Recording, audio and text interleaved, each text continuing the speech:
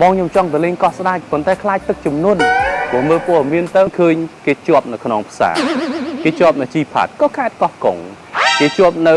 តាតៃក៏ខេត្តកោះកុងចុះទៅកោះស្ដេចតិចទឹកជន់អត់បានដើរលេងទៅថ្ងៃនេះគឺថាសុំមកឆ្លើយសំណួរតែម្ដងតែបងប្អូនកំពុងតែឆ្ងល់អត់ហ៊ានទៅកោះស្ដេចទេថាតើទៅកោះស្ដេចនឹងអាចមានទឹកចំនួនអត់ឬមានសុវត្ថិភាពអត់ពេលខ្ញុំណែនាំជូនបងប្អូនថាតែ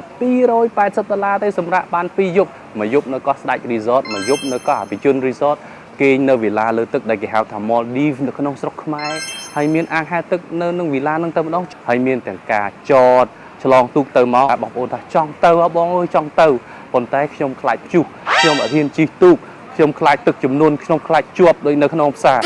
មានហេតុផល4យ៉ាងខ្លីៗជូនបងប្អូនកុំឲ្យខ្លាចរឿងព្យុះរឿងភ្លៀងរឿងជាប់ចំណុចទី1ពីក្នុងផ្សារមកកោះស្ដេច293ជិត294គីឡូម៉ែត្រចំណុចទី2ពីតាតៃមកកោះស្ដេចយ៉ាងហោចណាស់ក៏130គីឡូដែរចំណុចទី3ជីផាត់មកកោះស្ដេចបងប្អូនយ៉ាងហោចណាស់ក៏80គីឡូដែរចំណុចសំខាន់សម្រាប់កោះអភិជនកោះស្ដេចហ្នឹងពីព្រោះដោយសារតែទីតាំងរបស់ resort ស្ថិតនៅចន្លោះភ្នំដូច្នេះបើសិនជាគេមានព្យុះនៅកោះស្ដេចនៅកោះអភិជនត្រឹមអាចមានរលកធំប៉ុន្តែមិនធំខ្លាំងទេធម្មតាហើយសំខាន់ជាងនេះទៅទៀតការជិះទូកពីផែកោះស្ដេចទៅកោះអភិជន resort ឬក៏កោះស្ដេច resort តែ5ឬក៏7នាទីទេដូច្នេះបងប្អូនអត់សូវជាបារម្ភទេហើយទូកក៏មានសុវត្ថិភាពដែរជាទូកអូបលបឿនលឿនមិនមែនជាទូកឈើដែលយើងជិះទៅថែ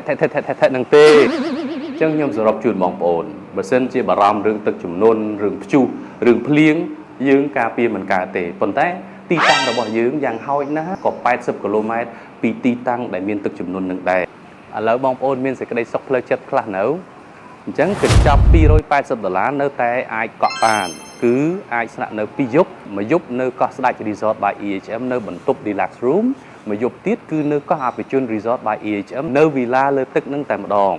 ហើយសម្រាប់មនុស្សធំ2នាក់កូនក្មេង2នាក់ក្រោម12ឆ្នាំតែ$280ទេថែមជូនចតឡាន free នៅផែកោះស្ដេចហើយធ្វើដំណើរឆ្លងទូកទៅវិញទៅមកក៏អត់គិតលុយដែរអញ្ចឹងសង្ឃឹមថាជួបគ្នានៅកោះស្ដេច Resort ហើយនៅកោះអភិជន Resort by EHM